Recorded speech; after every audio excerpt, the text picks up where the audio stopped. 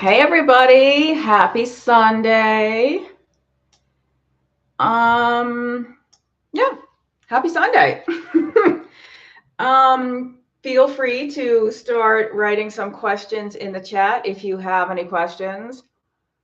I don't think you all normally see me with glasses on. I have my glasses on today because I'm sitting relatively far my monitor right now, and if I'm actually going to be able to see any of the questions you ask, then we gotta put the old spectacles on. So I have no agenda today. I'm just gonna be here if you have questions. I assume anybody watching a live stream on my channel already knows who I am, but if you don't know who I am a keto-oriented nutritionist and writer. Writer as in I am a 3-time book author. My first book was The Alzheimer's Antidote, using a low-carb, high-fat diet to fight Alzheimer's disease, memory loss, and cognitive decline. So you are welcome to ask questions about Alzheimer's disease or Parkinson's disease, Lewy body dementia, multiple sclerosis, neurodegenerative disorders in general. I've given talks about that at a couple of conferences now. My second book was The Stall Slayer. I do like me some alliteration. This is all about breaking fat loss stalls on low carb and ketogenic diets. My most recent book was co-written with the fabulous Dr. Eric Westman, End Your Carb Confusion. We won the award for top keto book at the Metabolic Health Summit in 2022. Top keto book.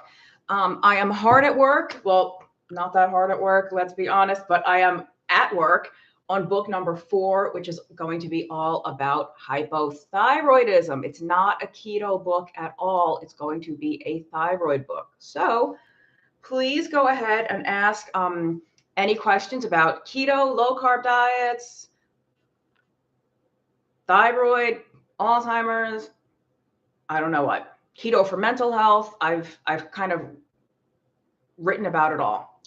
We have somebody from Scotland here. Edith, that is so cool that you're watching me all the way from Scotland. Thank you. I visited Scotland a long time ago, 1995. And I remember that not only was the country absolutely stunning and beautiful, but the people, not just saying this because Edith is watching, some of really, truly the warmest, friendliest people I've ever met, the Scots. And I do remember, though, that I know they were all speaking English, but I could barely understand them because the accent was so different. I had to pay very close attention to make sure that I actually understand what they were saying. Dash and Gal would like me to say a little bit about the conference in Columbia, Maryland. So and Alice is in England. Oh my gosh, we have all these across the pond people, as we call it. Let me put a link to this conference that I'm speaking at in Maryland so you'll all know what it is. I am speaking at an event in Columbia, Maryland, which I think is just outside of Baltimore, in July. There's a link to it. I honestly can't say much about it because I really don't know much about it, except that I was invited to speak. And the guy in charge of it is Bronson Dant, who is a trainer. He's like a fitness trainer, but very, very savvy with all the metabolism, physiology. I've been on his podcast at least once or twice. Really, really good guy. If you look at the speaker lineup, it looks like probably not an academic type of conference. There's no CMEs going on here. This is not for medical professionals. You could attend if you want to, but it looks like more of a social kind of fun type of atmosphere. So that's honestly all I can say about it because I don't know anything else about it. So anyone that's interested, just check out that link. I have no idea what I'm talking about yet at that conference. I do not have a topic yet. I am running out of things to talk about on stage at conferences. I feel like I still have plenty to say that I think can help lay people who need help sticking to keto, but to get on a stage and give a talk about something really important or new or groundbreaking, not that it has to be new or groundbreaking, but something important enough that it would be valuable at a CME conference. don't know what to say anymore. So anyway, I don't know what I'm talking about at that conference. Vancouver. Oh, Andrea, hey, from Vancouver. My gosh, is anybody watching from the United States? But yes, we have Decatur, Georgia here. Awesome. Well, I don't see any questions yet besides talking about the conference.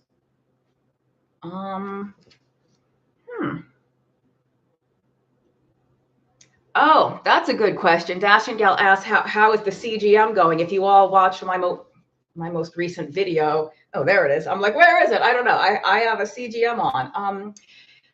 It has been very interesting. Although I may have to get a CGM from a different company to see what's going on, because there's a lot of, to me anyway, unexpected volatility, meaning relatively large jumps, rises and falls in my blood sugar that I am not feeling. I don't feel any cognitive effect or mood effects from that. But when I scan and I look at the numbers, I'm like, what?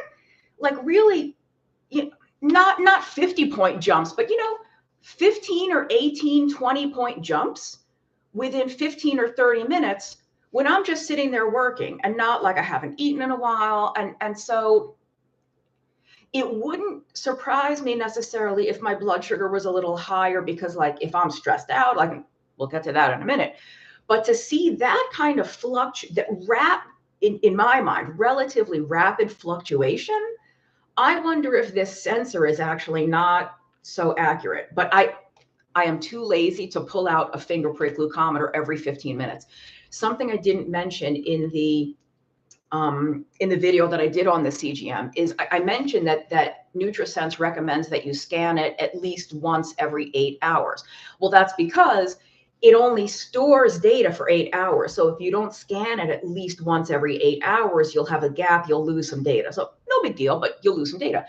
The sensor automatically takes a reading every 15 minutes. So let's say you scan every 2 or 3 hours. You only scan every 2 or 3 hours, but then as soon as you scan, it populates the data from every 15 minutes since your last scan. So it's really cool. Every 15 minutes, which is great. So the volatility to me is a mystery. I don't know if it's accurate. And even if I was going to prick my finger, I'm not doing that every 15 minutes all day. And I did notice though, that for me, I don't know if I would call it stress. For me, it's more like agitation, emotional. And I don't consider it anxiety. It's more like getting worked up, like just agitated. That does some interesting stuff to my blood glucose. So we're not lying when we tell you, and I mean me, like anyone else that talks to you about blood sugar, your food really isn't the only thing that affects this. So it's been interesting. So yeah, just I have to check how many more days I have. I still have a few more days to wear it. So it's just it's interesting. Heather says, how do you fix chronic bloating on keto? I don't know dairy already. I don't know. Andrea has a good suggestion. There's probably other foods that are doing that to you. Dairy, some people, not everybody bloats from dairy, but if you already prefer to eat no dairy, look at some of the other foods that might be doing that to you. I can't really comment without knowing more about what you eat, but you have some good suggestions there in the chat. Scott says, is there an upper limit to something like Braunschweiger, like vitamin toxicity? Technically, yes, but I think you would have to work. You would have to go out of your way to overdose on liver-containing products, to get like a vitamin A problem. Nobody's going to eat that much Braunschweiger unless, mark my words, someone out there is going to eat 50 pounds of Braunschweiger a day just to prove me wrong. But if you're just eating sort of like normal amounts, even on the higher end, I don't think you're going to have a problem with that. Oh, thank you, Ion Trump. Yes, everybody hit that like button and subscribe to the channel if you're not already.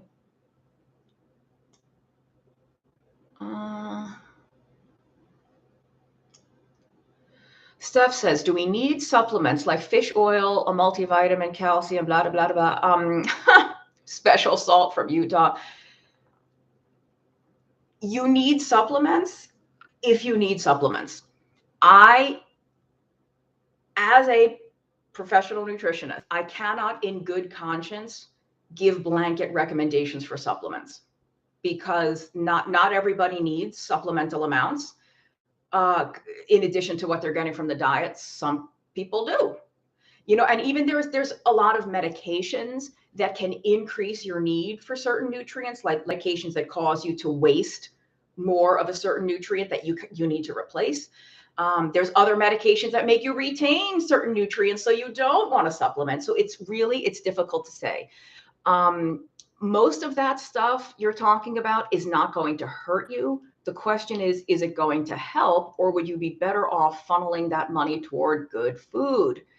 Arwen says, I believe in Redmond's real salt. Well, Redmond's real salt is not a deity, so it's not like a belief thing. If it's something that you enjoy eating, that's fine. I happen to have Redmond salt in my own kitchen, but the thing about those sort of unprocessed salt is you get trace amounts of other minerals, which is nice, why not? But in terms of keto, when we talk about the importance of salt and sodium on a ketogenic diet, that you don't need any particular special salt for that. You don't need Celtic salt, gray salt, Himalayan salt, pink salt, black salt, smoked salt. You need sodium, and you can get that from any salt. If you want to pay a little more and get an unrefined, fancy schmancy salt, that's cool too. Again, I adore Redmond's, but you don't have to use Redmond's. They've been very generous to the speakers and stuff at conferences and stuff. So their products are great, and you can actually get Redmond's I see it at most supermarkets now. You don't even have to buy it online.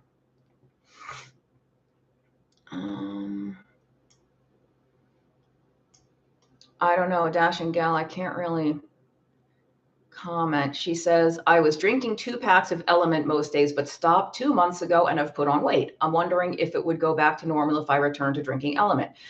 Well, there's one way to find out.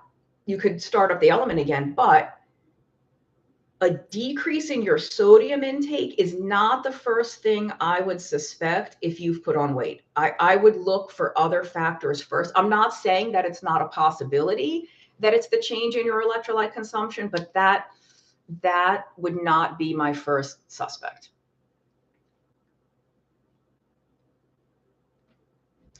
Andrea says that the fancy salts don't contain iodine like the iodized table salt. Is this an issue?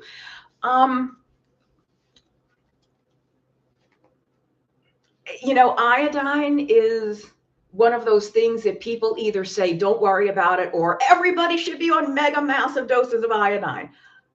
I don't know. I don't subscribe to either. I don't think that the lack of iodine in the salt is going to hurt most people. And I say most because there's always going to be somebody out there, right? But I don't think it's a problem to not have iodized salt. But I don't know for sure. Edith says, I don't take supplements. Do you have to take electrolyte sachets or tablets? No. So this, as much as we talk about electrolytes on keto, especially sodium, not everybody needs any extra. Some people actually do totally fine just eating their food and using salt as a seasoning for flavor, but not getting any particular load of salt or taking a special powder or product. So no, not everybody needs it. Some people really benefit from it. And I will just give you some things to look out for that could indicate that you need more sodium. Headaches, dizziness, feeling lightheaded, especially if you've been seated or lying down for a long time. And when you stand up, if you feel like you're going to pass out, also feeling sluggish or tired, especially if you work out and you're kind of losing steam, you're losing oomph, you're losing power at the gym. It's a big sign that you need more salt. And the magnesium can help with things like constipation and sometimes muscle cramps. So those would be things to look out for. If you don't have any of that and you feel great without extra special electrolytes, then you don't need extra electrolytes. Steph says, do I have a good recipe for a strawberry shake? I personally don't do a whole lot of shakes. You could, if you're looking for a meal replacement shake, then I recommend Keto Chow. They have a strawberry flavor that's amazing. Otherwise, you might just look for like a very low carb strawberry protein powder and use a scoop of that in water or unsweetened almond milk or whatever you like. I don't really do a whole lot of shakes. Yeah, that's what I would do mostly. Either the Keto Chow or look for a strawberry protein powder. And you can find protein powders that are like 3 grams of carbs or less per scoops, and there are some that are 1 or 0 grams of carbs. Maybe not 0, maybe like 1. Oh, Steph says, recommend a good shake powder. Sorry, I don't keep, too busy running my mouth to keep up with the chat. Back in the day, when I was doing protein shakes, one of my favorites, at least in the US, is a brand called Optimum Nutrition. Gold standard, 100% whey. Optimum Nutrition, gold standard whey. They have a zillion flavors. Some of their flavors only come in 5-pound tubs. Some of them come in 1-pound bags. I think chocolate, strawberry, and vanilla come in 1-pound bags. So if you want to get like the smallest one to try. I also like Premier Protein is okay. Now they make pre-made shakes that you can buy, but it's much cheaper to get a tub of the powder, and they sell like 1.5-pound tubs. Yeah, actually that's a good point, Steph. I almost forgot. There are some ready-made protein shakes that you can get at the store, at least in the US again, that are decent. I think what did I say? Premier Protein is a good one. Just check the carbs. Always look at the carbs. Some flavors are higher than others. I think Quest makes ready to drink shakes also. I don't remember. Iontron says, how many hours into fasting are electrolytes recommended? I don't recommend extended fasting at all, so I can't really speak to this. You might if I were doing extended fasting, I would just put a little pinch of salt in my water at all times, like whatever salt or green tea or whatever coffee, whatever you're drinking throughout the day.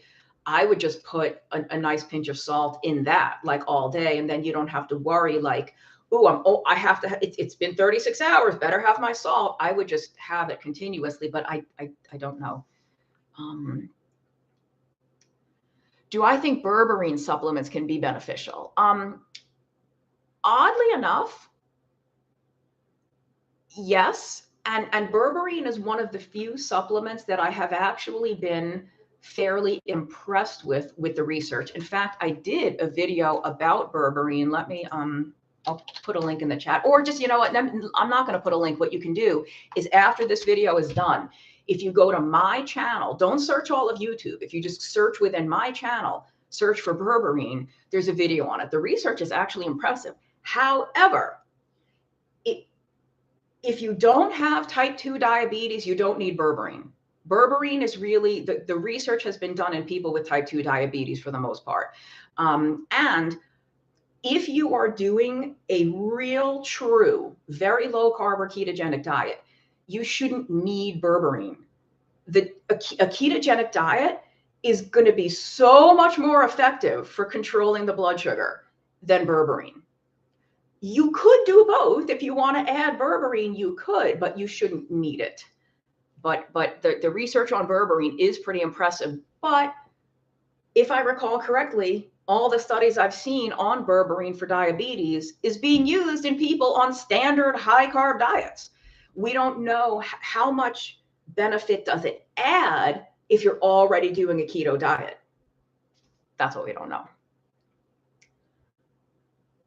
Ange says, I have been following strictly to page 4. She is talking about Dr. Westman's page 4 food list, which is the same food list as phase 1 in End Your Carb Confusion.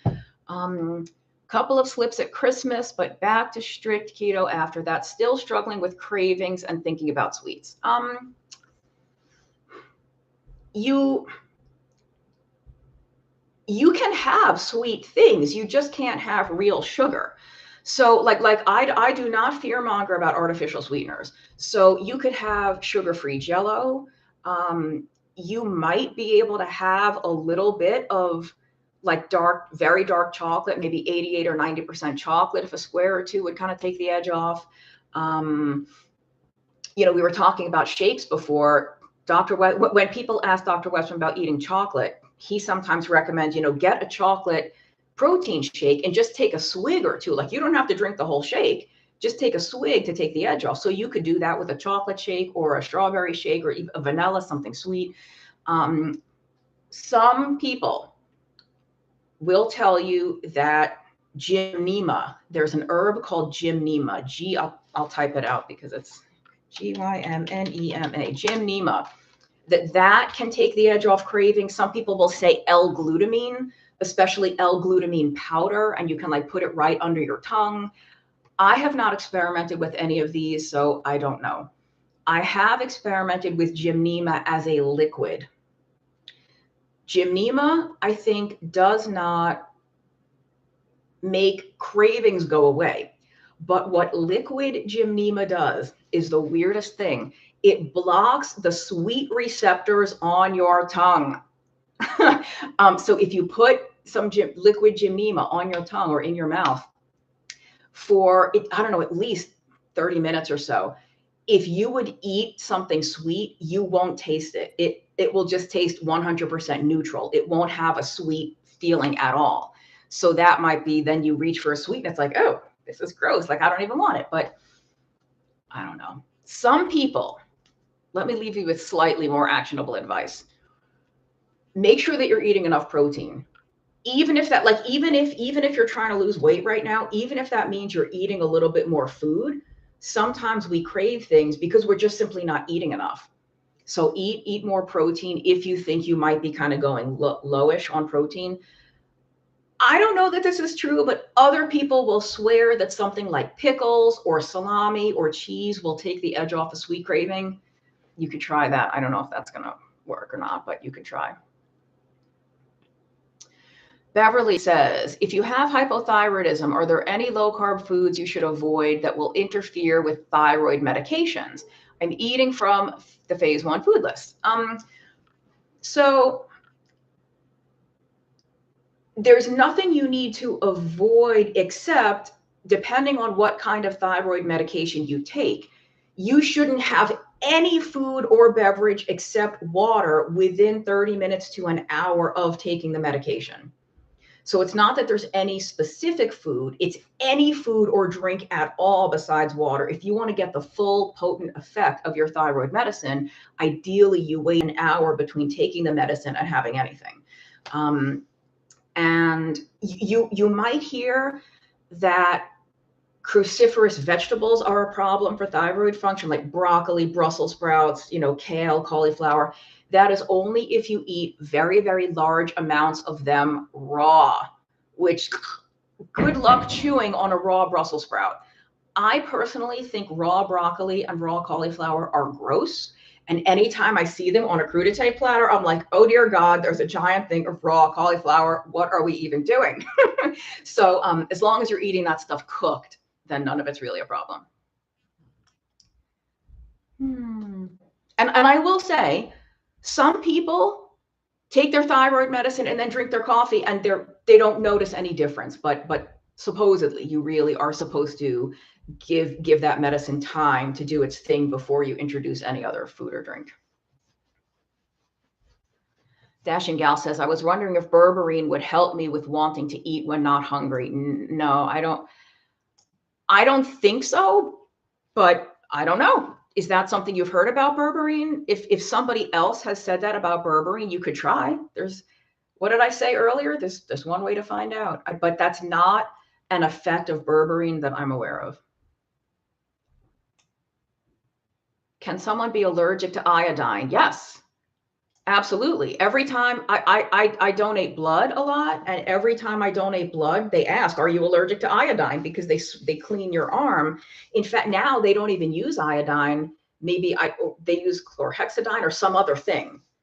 that I don't know if just too many people were allergic to iodine. And I'm going to assume, I do not know for sure, I'm going to assume that if you are allergic to topical iodine applied to the skin, you are probably allergic to ingesting it, but I don't know.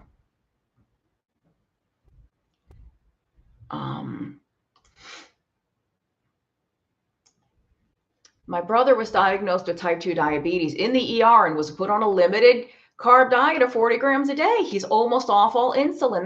That's fabulous, Carteri. 40 grams did the trick. Yeah. And I'm actually pleasantly shocked, not just surprised, pleasantly shocked that somebody told him 40 grams a day, because a lot of people will be told 40 grams a meal. Sometimes it's 60 grams per meal plus 30 grams each for 2 or 3 snacks a day. So for someone to tell them 40 grams a day is fabulous. That's a good hospital.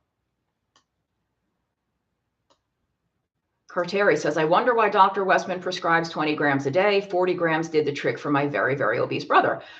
He prescribed 20 grams a day because 40 grams a day will work for a lot of people. 20 grams a day is going to work for even more. As we make the point in End Your Carb Confusion, not everybody needs 20 grams a day. We recommend that most people start there, get the biggest, most powerful, quickest effect. Get out of the health hole you're in. I didn't say hell hole, I said health hole. Get out of the hole, get well, then gradually increase carbs and see how you do. You could choose to start at 100. You could choose to start at 50 and work your way down.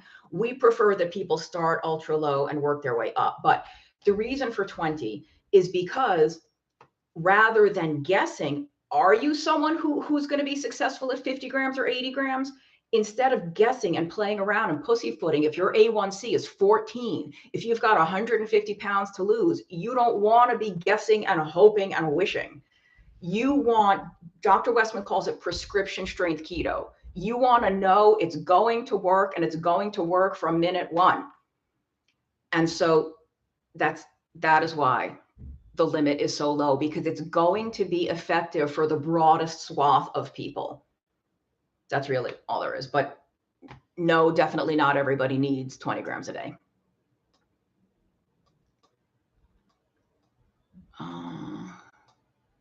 Alexa says no raw broccoli. It's just so like, I can't even. Oh my gosh, Carteri, I don't know what that means. I have to figure out this super fans thing and the thanks thing. I am a Luddite. The fact that I can even do a live video is a miracle. I have to figure out some of the features that YouTube has, because I think there's a way to like, give me a little something, and it features your questions or comments or like, but you know, let me just, as a quick reminder, you all know I'm on Patreon, right? If you enjoy these live sessions and you want at least one live session with me a week, it's a small group, it's on Zoom, it's live at least once a week, you can join my Patreon. And you also get, there's the link for my Patreon. You get early access to videos. Like if I put a new video out, you can watch it a day or two ahead of the public. You get discounts if you want to book a one-on-one consultation with me. My patrons, of course, get a discount. So yeah.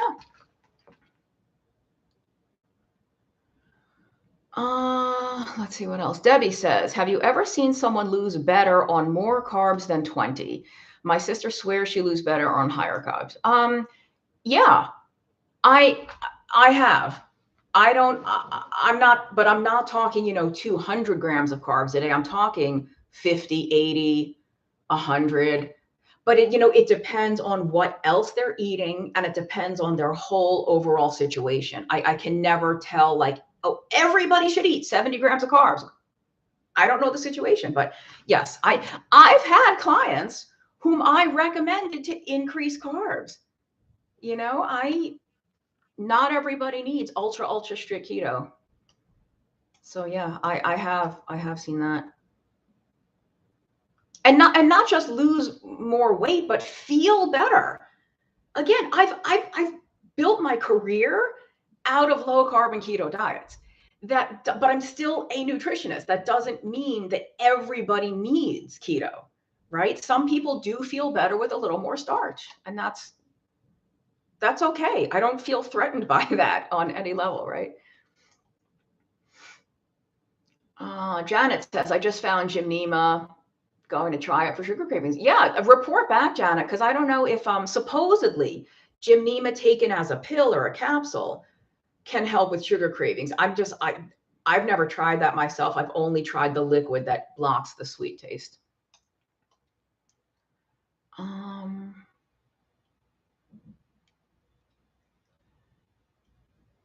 Janet says, I've been doing keto for years now, on and off. I can only last almost a year, then I'm off plan and on again. Yeah, I don't know. I have lots and lots of videos on that. I have a whole playlist on making keto simpler and easier.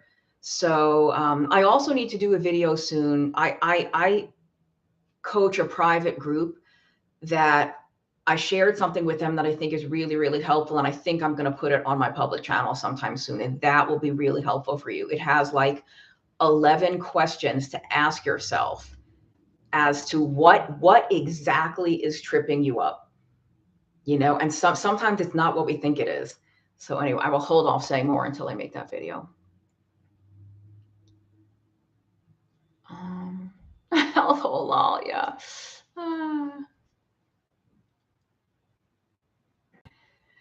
Dr. Atkins recommended that people count net carbs, but Dr. Westman prefers total carbs. My thoughts. I will give you not only my thoughts, but the thoughts of Jackie Eberstein, who worked with Dr. Atkins for 30 years. And they taught Dr. Westman. What they did in their clinic was sometimes a little different than what was in the Atkins book. Like the Atkins book also has the carb ladder, right? The ongoing weight loss phase where you gradually increase those carbs. Jackie has told us many times that they had a lot of patients who couldn't increase carbs. They basically had to live in induction. So, but what are my personal thoughts? Again, I cannot emphasize this enough. Not everybody needs ultra strict keto. Some people can have 30, 40, 50, 100 grams of carbs and be in perfectly excellent health, be fit, be lean, be mentally, cognitively where they want to be. So if somebody is struggling like friggin' hell, there I did say hell because it's a Sunday and I'm in a little sassy mood. If you are struggling, whether it's with fat loss, whether it's with lowering your blood sugar, lowering your blood pressure, getting rid of PCOS, whatever, and you are currently counting net carbs, switch to total. Again, that's what Dr. Westman calls the prescription strength keto, because counting net carbs works for some people. Everything works for somebody. For the counting total carbs is going to be more effective for a certain portion of the population who are not getting the results they want by counting net carbs. Counting total carbs is just stronger. It's just a stronger way of doing it, but not everybody needs the prescription strength.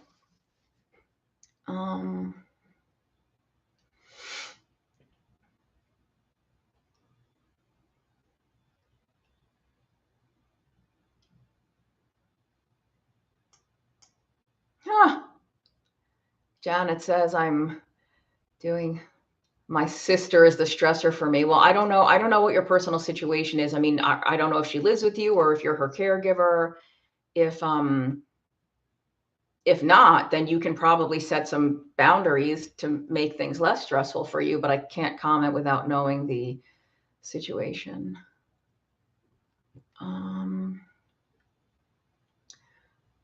Oh, you are the caregiver. Yeah, that is more difficult then.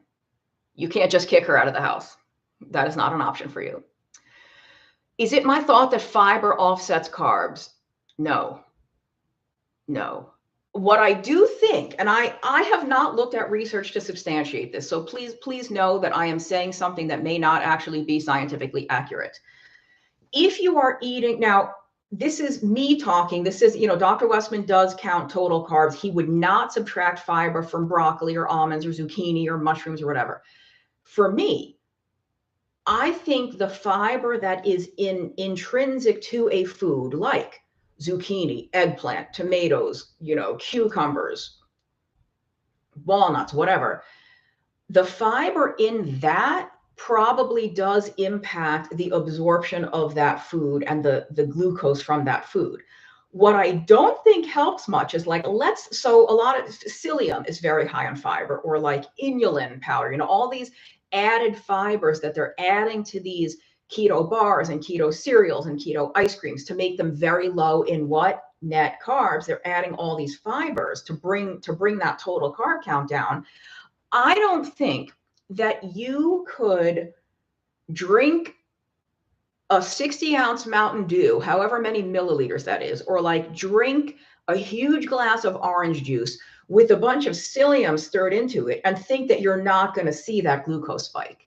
So I question the utility of adding all of that fiber to something that's high in carbs. I don't think that's going to impact the absorption all that much, but I do think that the fiber that is intrinsically wrapped up in a food in its natural state probably does impact the absorption. But I don't have a study to show you to back that up. Let's just say if Amy Berger were to subtract the fiber from something, it's going to be pecans and almonds and zucchini and, lettuce and vegetables, rather than the keto ice cream and the keto cereal and all that.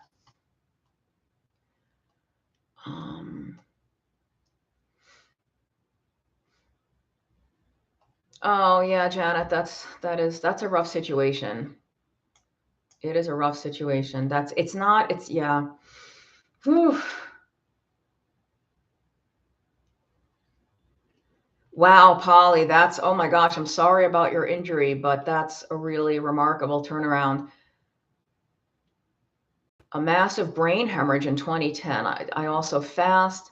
I eat from 8 a.m. to noon, down 58 pounds. That's incredible. And I'm, again, pleasantly shocked that a neurologist told you to eat less than 20 total grams of carbs a day.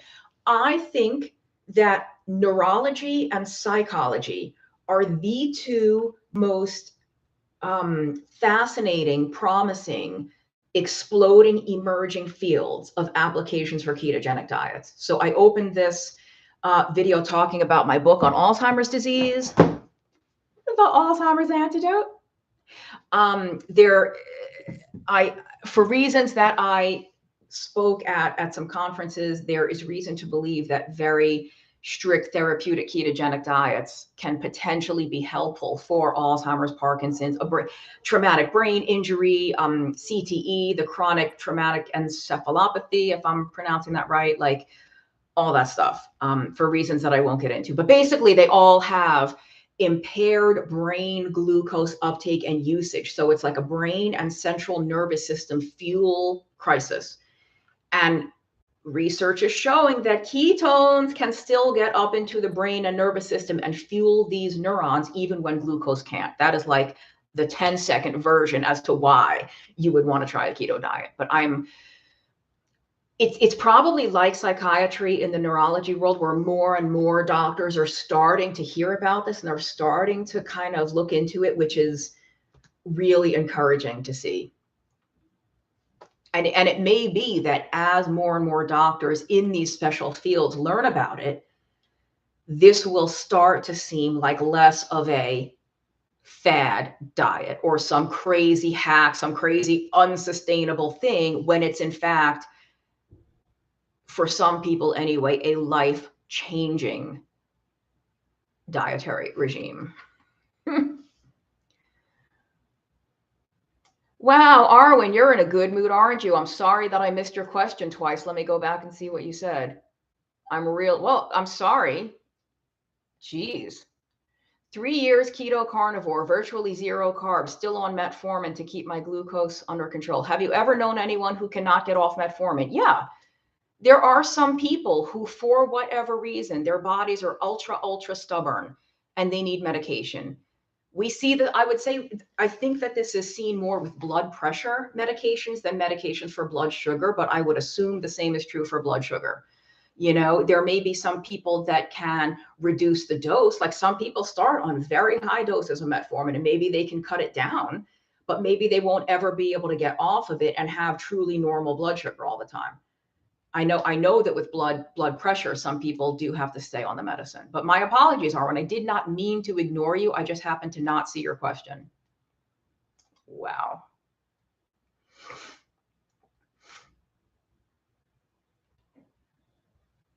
Dashing Gal says again, I don't do well with fasting or just eating 2 meals a day. Had weight loss surgery 20 years ago. I eat little amounts throughout the day. Dr. Westman said it's okay if keeping carbs low. Absolutely. I did a video a long time ago on bariatric surgery. I tell people this all the time. This is why I cannot give blanket recommendations. Everybody should only eat once a day. Everyone should only eat twice a day. You cannot tell that to someone whose stomach is this big. Eat a ginormous meal. Are you kidding me? No, like this, it is irresponsible when people give blanket recommendations, frankly, because it could actually be dangerous depending on what they say. And that's why I try not to do it. Or if I do, I always say, for most people, for some people, like, I know it seems like I nitpick, but that's why. Like, I actually care about people being safe. So no, many people who have had bariatric surgery do have to graze. You have to have little amounts throughout the day. You can't have a big meal. You will literally get sick. And there's nothing wrong with grazing. I know in the rest of the keto world, it's like a friggin' sin. There is nothing wrong with it as long, like Dr. Russman said, just keep the carbs really low. Have I heard of keto helping plantar fasciitis? Yes, I have. And I think there's two potential reasons. So for those of you that don't know what plantar fasciitis is, you could look it up. Or it's this thing, basically your foot, the very bottom of your foot gets like sore and painful and it's hard to walk. And if keto helps, and I have heard of keto helping, I've even heard of paleo helping. So it could be that as people lose weight, there's less pressure on that foot. So of course it'll be less painful. But I also think it has something to do with the overall anti-inflammatory effects of a keto diet, because people report improvements in plantar fasciitis long before they've lost a lot of weight. They might still be 50 or 100 pounds overweight, but the pain is gone. We do see this very often with joint pain, that, joint pain is so often attributed to excess weight. Like, oh, well, of course your joints hurt. They have all this extra stress and strain because of all the weight you're carrying. Well, then how come within like a week or two, or even less sometimes, of going on a keto diet, many people report their joint pain is gone or significantly improved? They haven't lost 100 pounds in that week or two. So I think far more so than any weight loss, it's the anti-inflammatory effects of eating this way that do that for plantar fasciitis and a lot of other kind of joint pains. Janet says, I believe that my aches and pains are back. Yeah, some people within days, they'll eat carbs and the next day they've got some kind of flare up somewhere.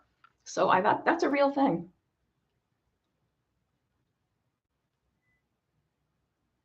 Polly says, I think I'm at an old set point with 5 more pounds to lose. Any advice on jump starting again?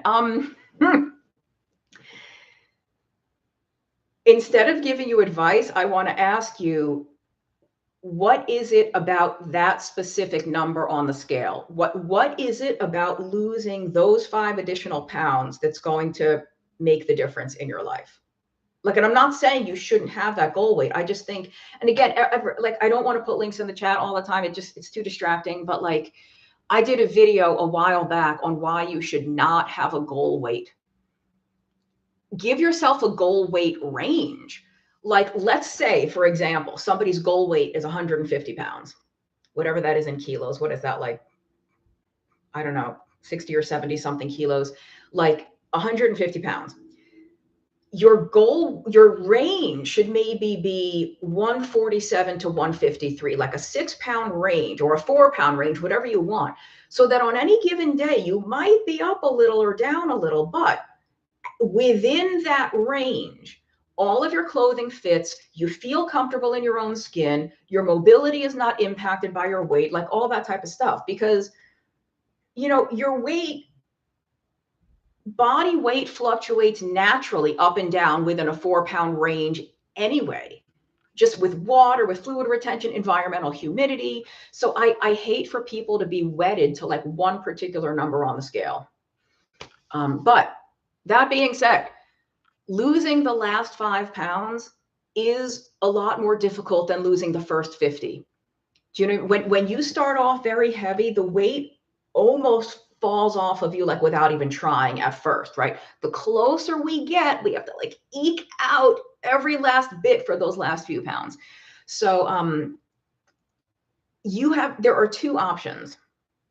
You could, if you're not already doing like ultra strict keto, I would get back to that. Like maybe you're having a lot more carbs and, you know, maybe it would be almost like a reset. If you haven't hunkered down and done like a phase 1 or a page 4 Atkins induction type of approach, you could do that for 2 weeks and see what happens. Or I'm going to say something super controversial. Well, no, never mind. I'm not going to. That's what I would recommend. But I would also ask yourself oh, you answered me. Thank you. Honestly, not fixated on the number on the scale, but see some visible body fat that should go. Well, so here's another thing too. If you're not already doing some type of strength training, do that to the extent that you are physically mobile and able to. I never know anyone's, disability situation. So we're so, you could get down to a certain weight on the scale and still be unhappy with how you look. So you have a physique goal, not a weight goal. You don't care what the number on the scale says. You care how you look.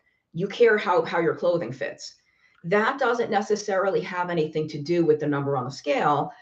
So if you, to the extent that you can build muscle and get leaner and like have that muscle be metabolically active and burning fat even while you're asleep, that's what you want to do. And believe me, it pains me to say that because I hate lifting. I hate it. I started doing it again recently because I know I have to if I want to achieve certain goals that I have.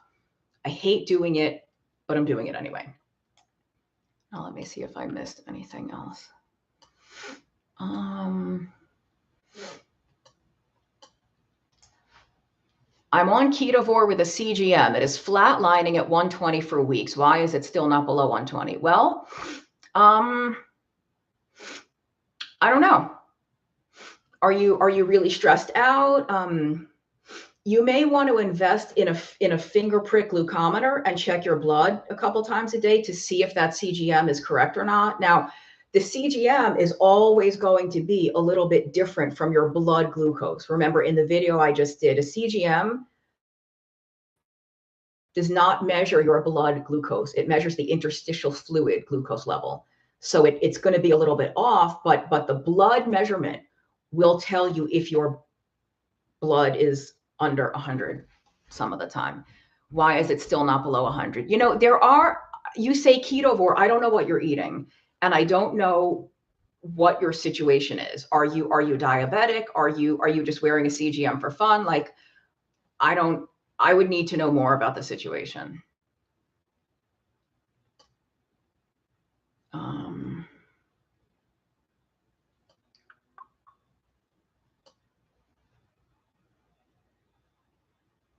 Wow, Ron, you're done 130 pounds in 2 years. That's amazing. Having issues with dry and bleeding feet. That I cannot speak to. And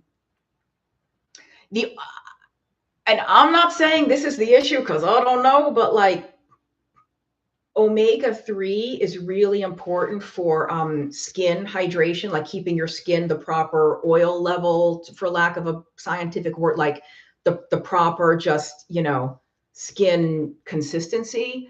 But I think you should probably see a doctor if your feet are literally bleeding because they're so dry. That's a thing for a podiatrist.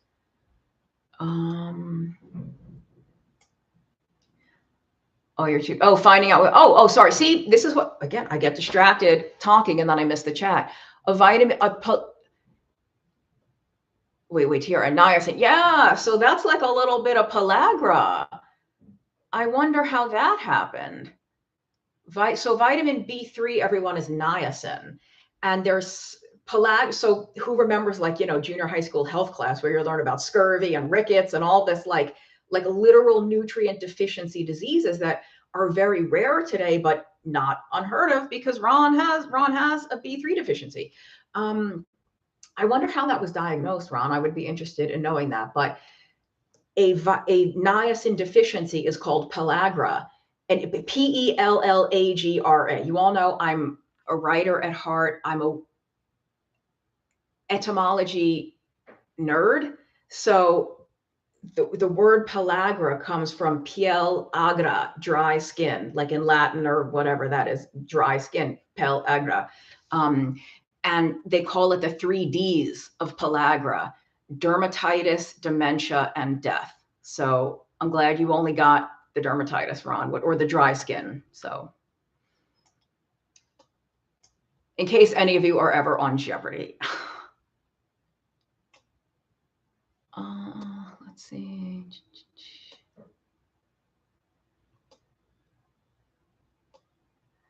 Can I do a grocery shopping video? I have, actually. I just haven't done one in a long time. If you go, when this is over, stay on my YouTube channel, click on the videos tab. If you scroll through all the videos, I have at least 2 or 3 grocery hauls. I haven't done one in a long time, so maybe it's time for a new one, but I've done like 2 from Aldi, 1 from Sprouts. I've done some shopping videos. So the person with the CGM says pre-diabetic, eating mostly meat and animal products, cheese, nuts, low carb, green vegetable. Yeah, I don't know why it's still so high. So it's like a flat line of 120s throughout the day. And you said you've had it for months. So I assume this has been like a long-term pattern with your CGM. Yeah, I'm going to assume it's kind of a long-term pattern for you.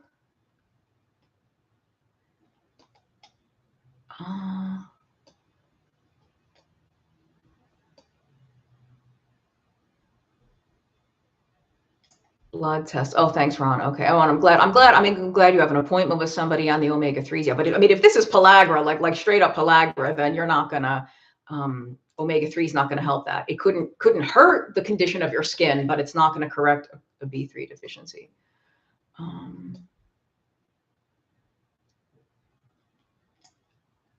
Oh, thank you. Easy to use.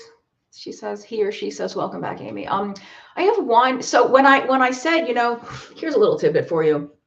When I said that things like pellagra and rickets and beriberi, which is a thiamine deficiency, a B1 deficiency, these things are super, super rare in the modern industrialized world. These were more common like centuries ago when, real true like malnutrition was a thing.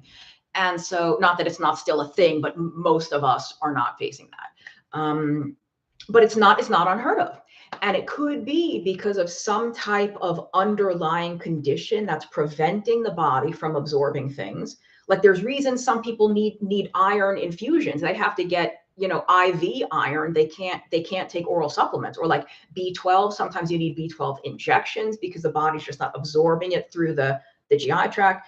I read a story a few years ago where this little boy, poor little boy, was having severe pains in his legs. And like, I forget he had some other symptoms, but he just had a lot of leg pain. And I will tell you the symptom that was the tip off that me as a nutritionist, I quote unquote, diagnosed or guessed at the diagnosis of this poor kid in the first paragraph of the friggin' story. Meanwhile, he went from special hospital to special hospital, seeing, I don't know how many, tens and tens of experts. He had like a spinal tap. He had all these advanced invasive tests. Like, what the hell's going on? They never asked the kid what he eats. They never asked the parents, what is your son eating? The kid was basically living on chocolate milk and graham crackers, living on it. Like not a vegetable in sight, not a piece of meat in sight. One of the articles that I read about this, And again, who remembers from junior high health class? He had bleeding gums. Scurvy! The kid had scurvy. And I think this was in like 2011 or 2012 in the United States, friggin' scurvy. And I could have, I can't use the word diagnose because I'm not a medical, I could have suggested what the problem was and been bang on looking at the kid's mouth, like, and all of these fancy schmancy doctor experts missed it. Do you know that I don't have a dog, but it is my understanding that when you have a pet, especially a dog or a cat, and it's sick and you take it to the vet, the first question is, what are you feeding him or her? What are you feeding him or her? When was the last time a doctor asked you that? Or when was the last time a doctor asked you for your, what does your son eat? What does your child eat? Like never, almost never. And to think that this, the expense and just aggravation and effort that this family went through to get this kid a diagnosis, when a first-year medical student, a first-month nutrition student could have told them what the problem was in 5 seconds. So it's just, rant over. You know what? Let's see what that did to the old glucose, shall we? Let's do a little scan, shall we?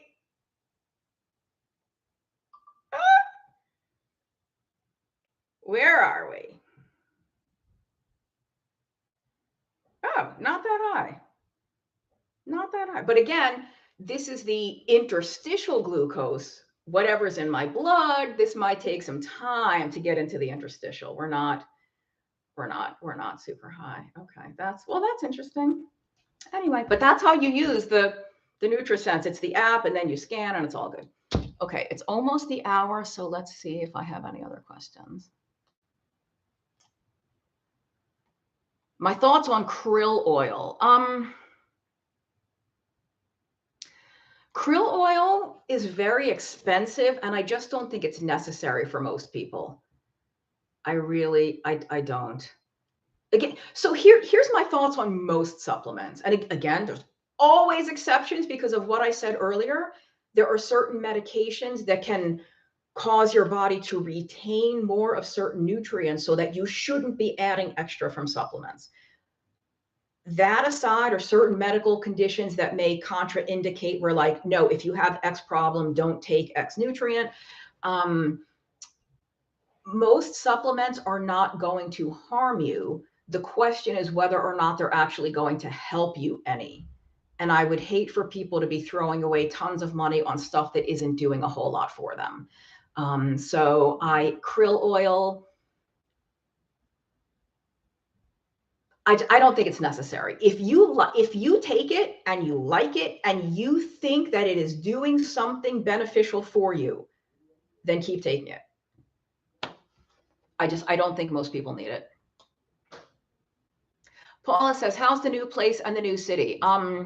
Great, but it's going to take me some time. Like, I don't know anyone here. It's a long story why I moved here.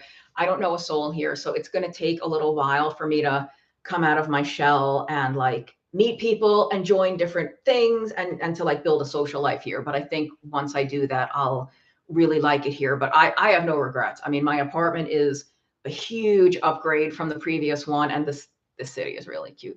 Thank you for asking, by the way. Easy to use says, do you know anyone who did not lose weight from keto? I did not lose any weight on keto. Given that I have about 10 pounds, maybe 15 that I want to lose, I don't blame keto. Yeah, I know lots of people who haven't lost weight, but it's not because of keto. It's the way that they were doing it. So there's a lot of people who don't lose weight, but it just takes a little tweak to what they were doing. So yeah. Keto means a lot of different things to different people. So depending on exactly what you were doing, it might make perfect sense why you didn't lose any weight. So you could try some other method, or, Two Fix MJ says, thanks for doing the maintenance video. And she's talking about Kim Howerton's channel. Yeah, thank you. Asthma kept, carb creep, long COVID. Yeah, I'm not going to say anything about long COVID because I just don't know anything about it to even comment intelligently.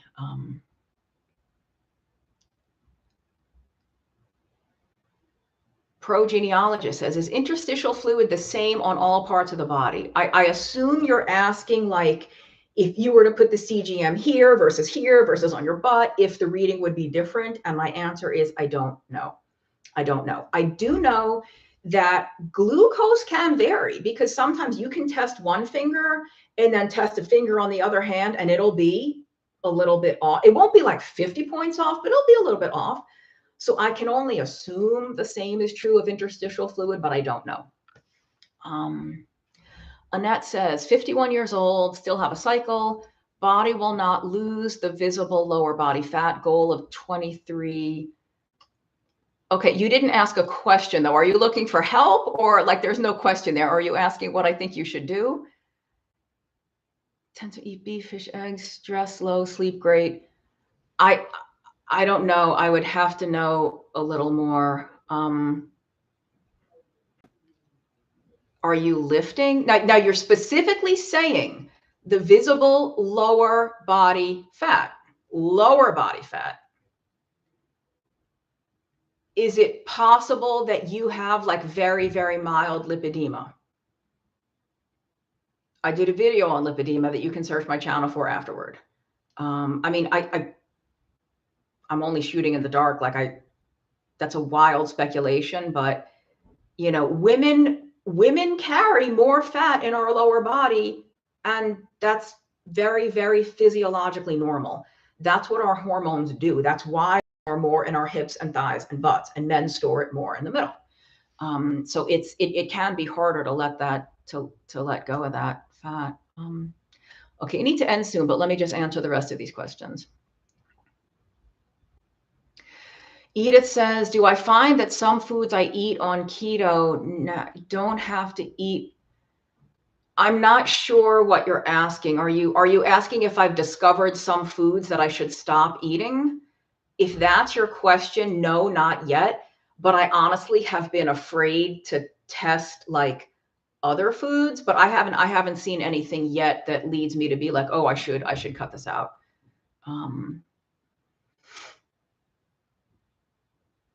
Elsa says, when I have a chocolate or a wrap, how long does it take to go out of your body?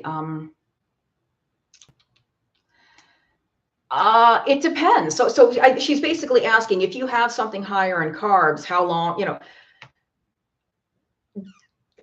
that is entirely individual. How quickly my body digests and metabolizes and absorbs carbohydrate is entirely different from your body and his body and her body and that person's body. The younger you are, the more active you are, the more quickly your body's just gonna digest and absorb and be done with it. You know, and again, like I've been saying throughout this whole video, not everyone needs ultra strict keto. So it might not be a problem for you at all to have something higher in carbs once in a while. You know, if you don't need an ultra strict medical ketogenic diet, then it's not a huge problem to have one of these things once in a while. You know, the problem is that so many of us were eating these things every day, all day. So, you know, some people, if you care about being in ketosis, which is a whole other discussion, some people will be right back in ketosis a few hours later. It's not like eating something carby like puts you out of ketosis for a week. For some people, it does. There's some people with very, very stubborn bodies. A lot of people will be back in ketosis later that day, especially if you do some exercise. Get rid of what you want to do is burn up that stored carbohydrate, burn up the glycogen, and you're good to go.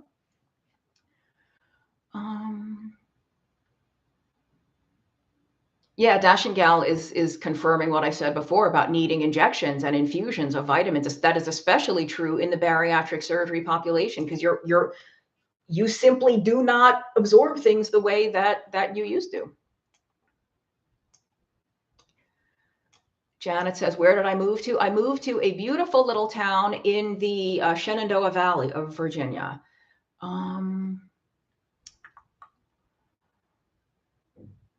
Carteri says, what, in my opinion, makes Atkins food products not good? I've never said that Atkins food products are not good, or if I have to recant.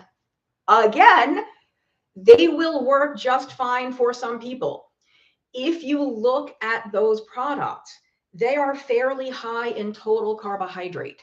If you do not need to stay ultra low, then those products will be fine and you can have them. For many of us, they are simply too high in carbohydrate. If you don't subtract the sugar, alcohol, and you don't subtract the fiber, they are fairly high in carbohydrate. That's pretty much why.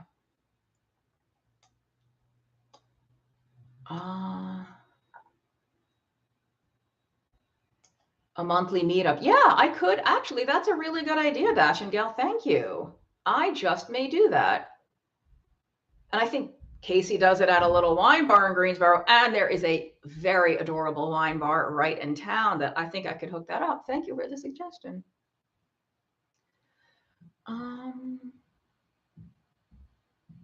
Okay, that's the last of the questions. The blood changes often. Jack, I see you. Thank you. I'm sorry. I don't find those comments funny. I appreciate you watching. I don't find those comments funny, but thank you anyway for watching. Jane, I will give you the last question. Do I have any experience of Raynaud's phenomenon being helped by keto? So I want to spell it correctly in the chat so that people know what you're talking about. Raynaud, Raynaud's phenomenon, or Raynaud's syndrome, or Raynaud's, I think it's pronounced Raynaud's.